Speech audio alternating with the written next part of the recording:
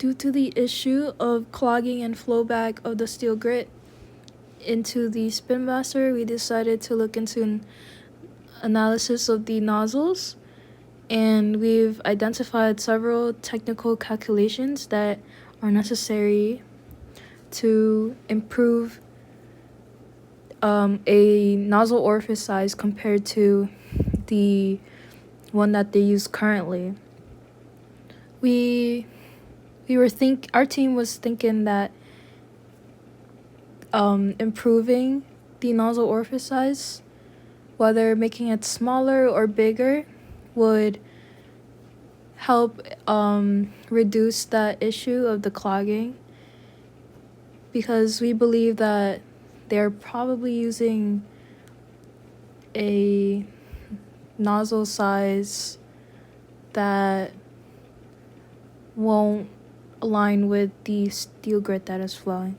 So we've identified several technical calculations that are necessary to determine the nozzle's airflow rate, settling velocity, and whether they are operating under mass-choked flow rate conditions. Our first equation that we'll be looking at is the Bernoulli's equation, but with no elevation. So this is useful in determining the flow rate of the nozzle, which we'll be getting into in a second. The variables needed for this equation is the initial and final absolute pressure, the air density, and the final and initial airflow velocity that the nozzles are seeing. This equation is solving for V2, which is our final airflow velocity, and we will be using this value for our next equation, which is flow rate. So flow rate is denoted by the letter Q, and you basically multiply the cross-sectional area of flow of the nozzles times the airflow velocity that the nozzles are seeing, and you will get your flow rate. The settling velocity is important when dealing with solid particles that are suspended within a fluid, which in this case would be our steel grit being suspended in compressed air. This is very important in preventing clogging in the nozzles and making sure that the spray quality meets Arcor's standards and to their likings.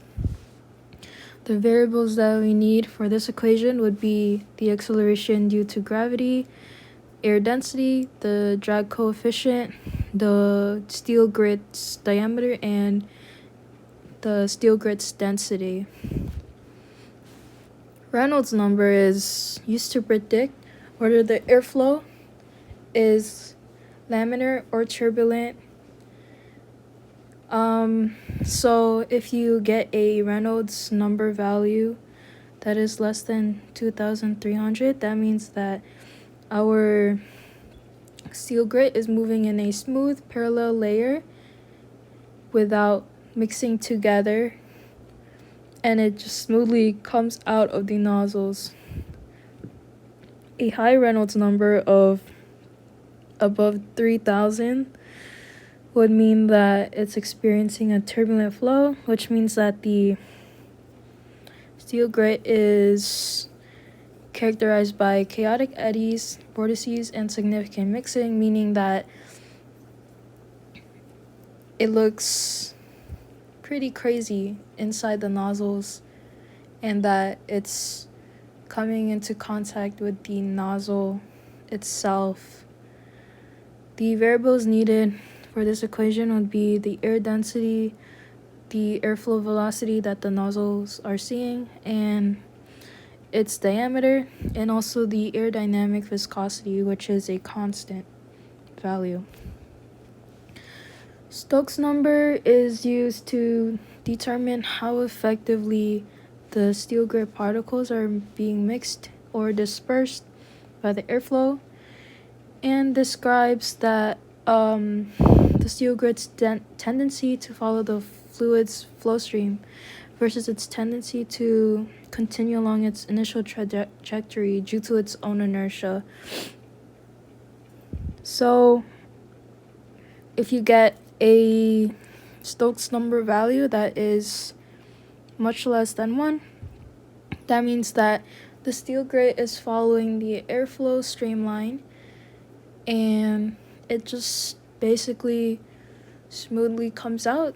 If it's much greater than 1, then that means that the particle is heavy and inertial, and that it's going to accumulate in the nozzle since it's coming into contact or hitting the nozzle walls, since it's following its own trajectory.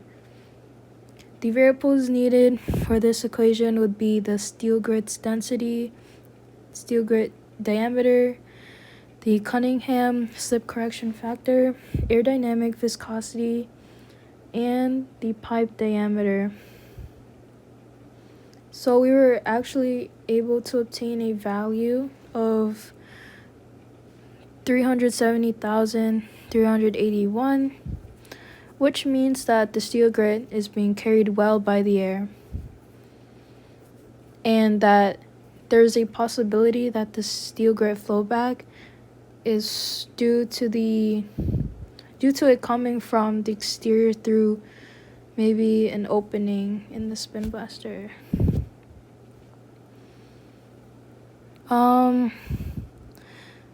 These two equations are needed to determine if the nozzles are operating under choke flow conditions.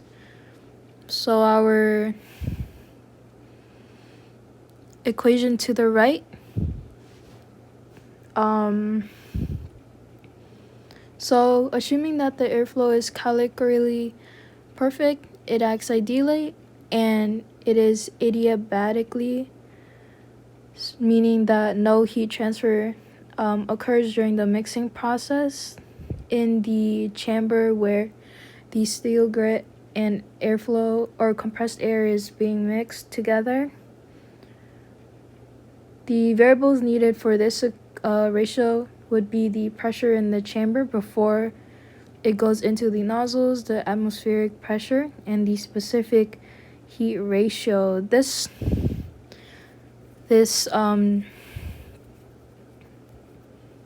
equation is true if the ratio of the initial pressure and the atmospheric pressure is more than the isentropic flow, which is the equation to the right of that. And we got an answer that it is indeed choked. So what does choke mean? Choked flow means that the fluid's flow is exactly sonic, which means that it has reached a Mach number 1 and that it is operating through the speed of sound at the throat of the nozzle. It's very important because it helps us understand more of what we could do or what we need to improve the nozzle orifice sizing. So if it's operating under choke flow, which it is, that means that only the upstream pressure, temperature, and the throat area can influence the mass flow rate. The variables needed for this equation would be the cross-sectional flow area, the specific gas constant, the total temperature, total pressure, and the specific heat ratio. The challenges that we face during the fluid or the nozzle analysis is that our team didn't have a big background in fluid mechanics, so we were able to deal with this problem by coming into contact with other facilitators that are knowledgeable in this field. And during Sprint 3, we will be looking into creating a decision matrix for the nozzles.